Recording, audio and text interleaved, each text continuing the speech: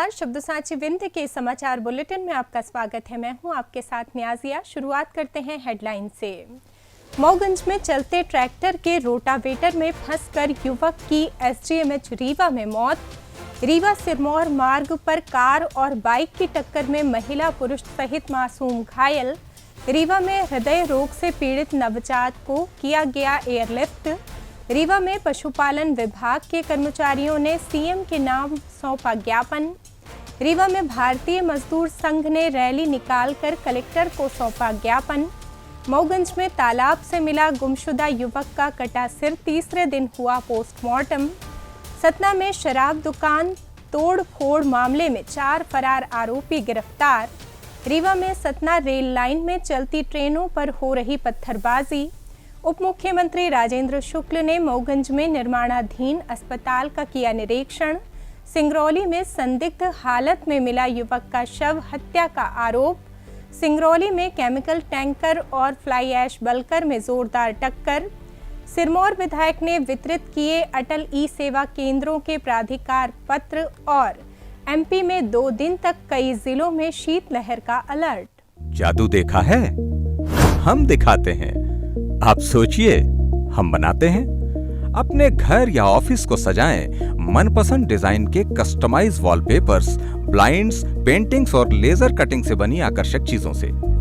आज ही कॉल कीजिए 7611125428, क्योंकि आपकी कल्पनाओं को पंख देना भी जरूरी है।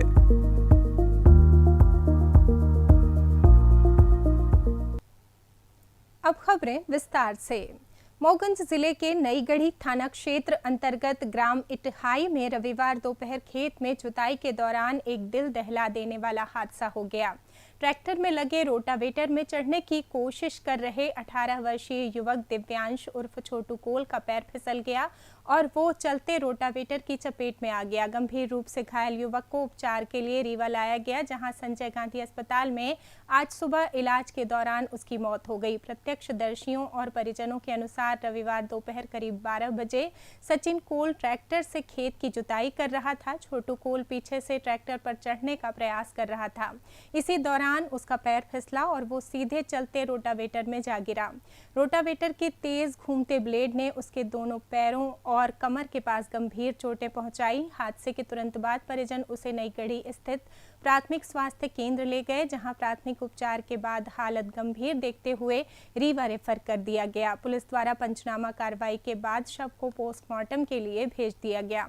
नईगढ़ी पुलिस ने मर्ग कायम कर लिया है और आगे की जांच जारी है। रीवा जिले के बैकुंठपुर थाना क्षेत्र के पलहान टोल प्लाजा के पास आज दोपहर करीब 1:30 बजे एक तेज रफ्तार कार और बाइक की आमने सामने की जोरदार टक्कर हो गई। हादसे में बाइक सवार 3 लोग गंभीर रूप से घायल हो गए, जिनमें एक महिला, एक पुरुष और उनकी गोद में बैठा महज 1 साल का मासूम बच्चा भी शामिल है।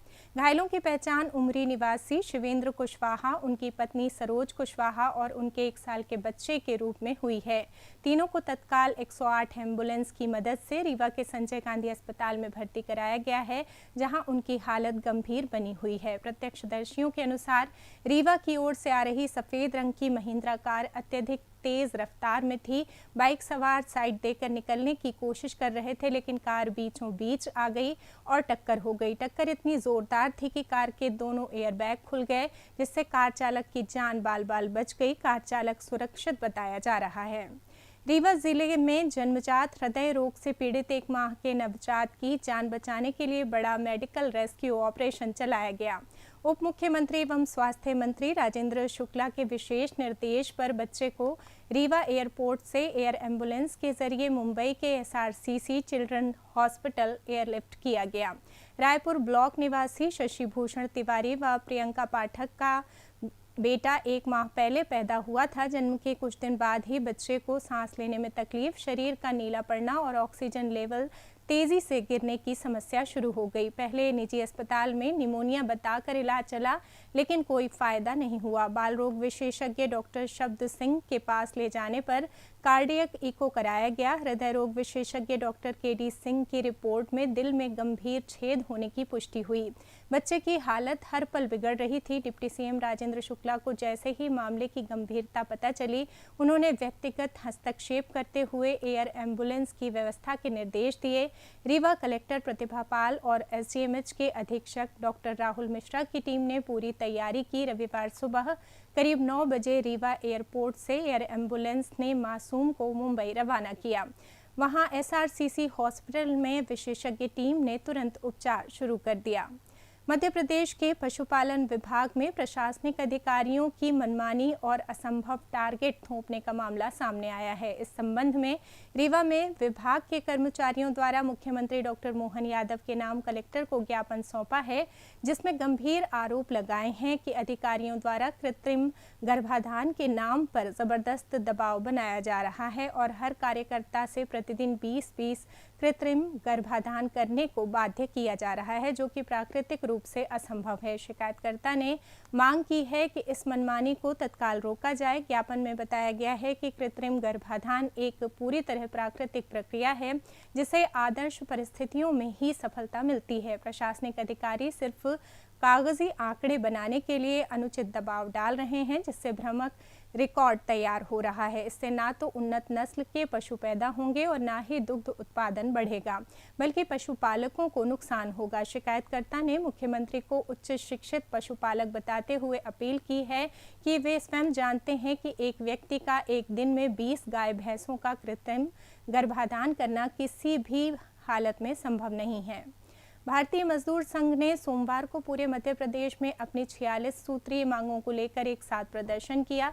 रीवा में भारतीय मजदूर संघ की जिला इकाई ने मजदूर संघ कार्यालय से विशाल रैली निकाली, जो कलेक्टर कार्यालय पहुंची। वहां कार्यकर्ताओं ने नायब तहसीलदार को मुख्यमंत्री के नाम ज्ञापन सौंपा, जिसमें संविदा कर्मियों का शीघ्र नियमितीकरण, वेतन विसंगतियों को दूर करना, न्यूनतम मजदूरी निर्धारण और समय पर भुगतान, संगठित एवं असंगठित क्षेत्र के मजदूरों के लिए सामाजिक सुरक्षा और पुरानी पेंशन योजना बहाल करने की मांग की गई है।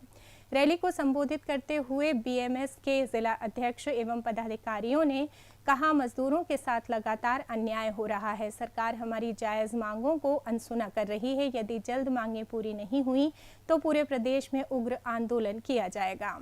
मऊगंज थाना क्षेत्र के ग्राम पन्नी में 15 अक्टूबर की शाम पुताई का काम करने गए 28 वर्षीय युवक विकास साकेत के घर न लौटने के बाद शुरू हुआ रहस्य सोमवार को और गहरा गया। रविवार को एसडीआरएफ टीम ने गांव के ही तालाब से उसका कटा सिर बरामद कर लिया, जिसके बाद परिजनों ने तीसरे दिन शव का पोस्टमार्टम कराने पर सहमति दी।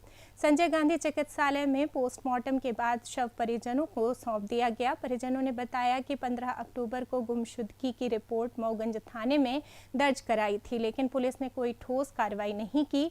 कुछ दिन बाद तालाब किनारे सिर कटा धड़ मिलने पर परिजनों ने अंतिम संस्कार से इनकार कर दिया और हत्या की आशंका जताई। रविवार को एसडीआरएफ की टीम ने 5 घंटे की कड़ी मशक्कत के बाद तालाब से कटा सिर बरामद किया। इसके बाद सोमवार को पोस्टमार्टम हुआ। पुलिस ने इस सनसनीखेज मामले में 4 संदिग्ध लोगों को हिरासत में लिया है। घटना सर, वहाँ काम करने गया था पन्नी गांव में। दिन भर काम किया, शाम को छुट्टी हुई अपने घर आने के लिए, तो फिर वो बगल में कोई अंडा की दुकान चलती है सूरज प्रजापति के नाम से, उसी अंडा की दुकान पे गया अंडा खाने सर। वो तो उसी जगह झगड़ा हो गई, किसी और मतलब साथी एक था, उसमें धरा पकड़ी करने लगा था लड़का। माँ उसके जिसके साथ विवाद हुआ अपना जान बचा ले करके वो भाग निकला सर। लड़का फंस गया इन लोगों के बीच में। अब उसी बीच से लड़का लापता हो गया, तो अब मोबाइल भी साथ में थी, वो भी बंद हो गई सर। और फिर उसको क्या किए कैसा किए, 1 महीना बाद उसी पन्नी गांव में लाश मिली, जबकि हम लोग 15 तारीख को रात में मतलब उसकी सूचना देने पहुँचे मऊगंज पुलिस वाले ने बोला कि आज नहीं हो पाएगी सर। हम लोग वापस चले आए। फिर 16 तारीख को वो लोग गुमशुदगी की रिपोर्ट डायल कर लिए सर। अब गुमशुदगी करते करते हम लोग कई बार एडिशनल साहब के यहाँ, एसपी साहब के यहाँ घेराव रूम में मतलब कि हमारी नहीं सुनवाई हो रही है, वहाँ भी गए, उसका कोई आश्वासन नहीं मिला। हम लोग फिर इसी तरह ढूंढते रह गए सर। ढूंढते ढूंढते एक दिन कहीं किसी को चप्पल का पहले शुरुआत मिली, पैर का चप्पल से, फिर कुछ देर में ये चला गंध आई कि तालाब से कि पानी गंध में है, तो बोले कि इसमें लाश है। लाश भी सर उसके सर कटी हुई, तो उसका सर मर्डर ही हुआ है। और ये स्पष्ट है सर कि ये कटा है, ये दोनों हाथ कटे हैं, पैर कटे हैं। पुलिस को क्या जाने सर, उसके अंदर में हम लोग डरते भी हैं पुलिस के बीच में, इसलिए कि मनोज साकेत और उसका सगा भाई इसको अंदर करके पीट दिए हैं। सतना में शराब दुकान में तोड़फोड़ के मामले में सोमवार को 4 आरोपियों को गिरफ्तार किया गया।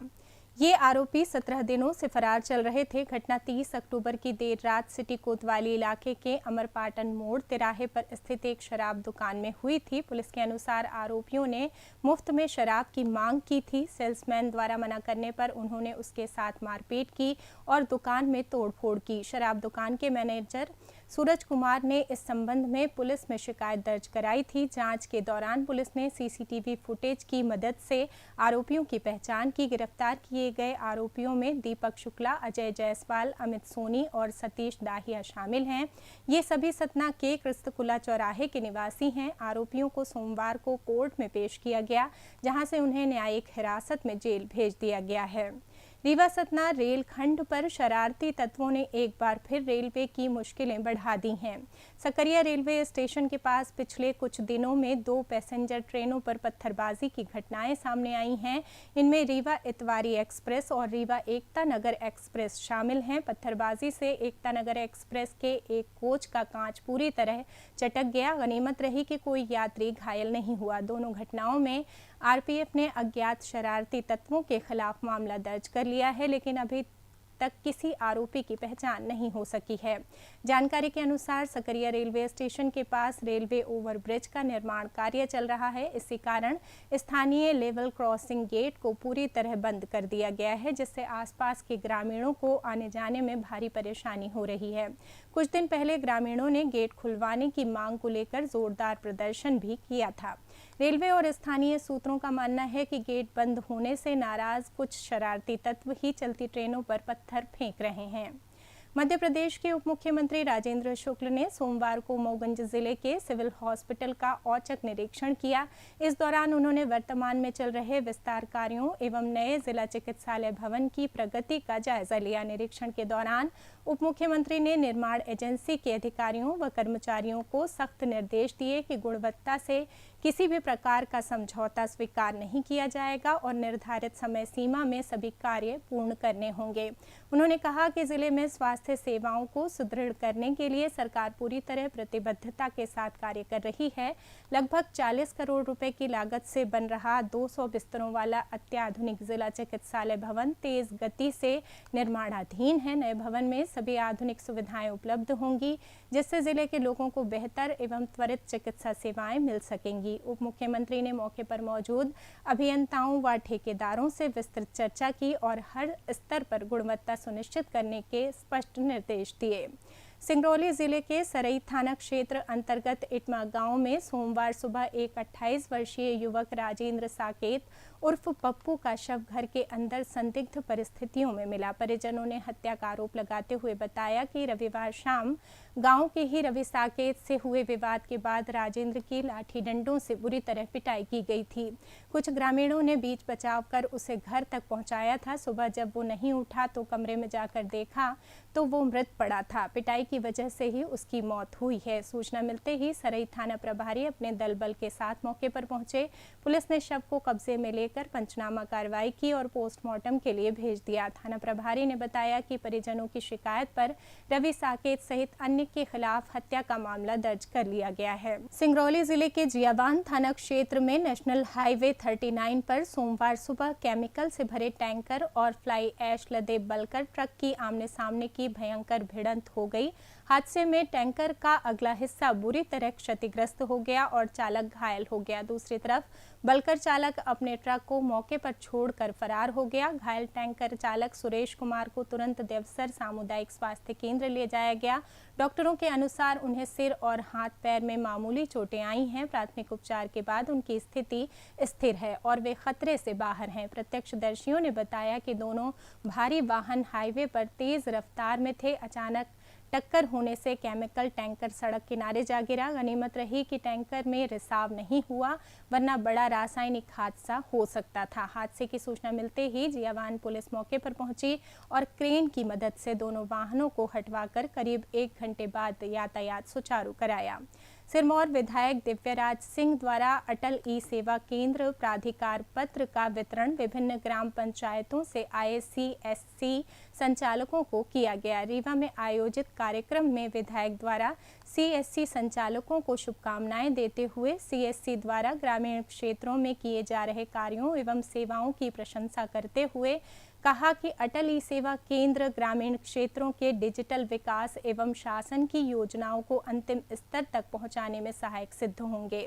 जिला प्रबंधक CSC रविशंकर मिश्रा ने बताया कि अटल ई सेवा केंद्र पर ग्राम वासियों को शासन द्वारा निर्धारित दरों पर शासन की योजनाओं के संबंध में जानकारी तथा सेवाएं उपलब्ध कराई जाएंगी।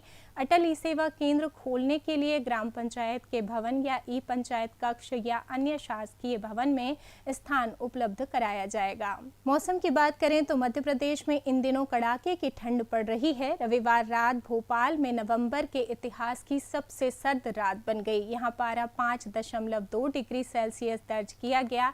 एक ही रात में 1.2 डिग्री की गिरावट हुई। इससे 84 साल पुराना रिकॉर्ड भी टूट गया। वहीं इंदौर में तापमान 7.2 डिग्री रहा। यहां पिछले 25 साल में सबसे ज्यादा ठंड पड़ रही है। एक ही रात में पारे में 0.8 डिग्री की बढ़ोतरी हुई है। वहीं रात में 8.3 डिग्री जो सामान्य से 4.8 डिग्री कम है। मौसम विभाग ने अगले 2 दिन तक कई जिलों में शीतलहर का अलर्ट जारी किया है। इसी के साथ ये समाचार बुलेटिन समाप्त हुआ। कल फिर मिलेंगे नई खबरों के साथ। जुड़े रहिए शब्दसाची विंध्य से और विंध्य से जुड़ी तमाम खबरों के लिए हमारे चैनल को सब्सक्राइब कर दें। अपने आसपास की खबरें हम तक पहुंचाने के लिए स्क्रीन पर दिए नंबर पर आप संपर्क भी कर सकते हैं। धन्यवाद।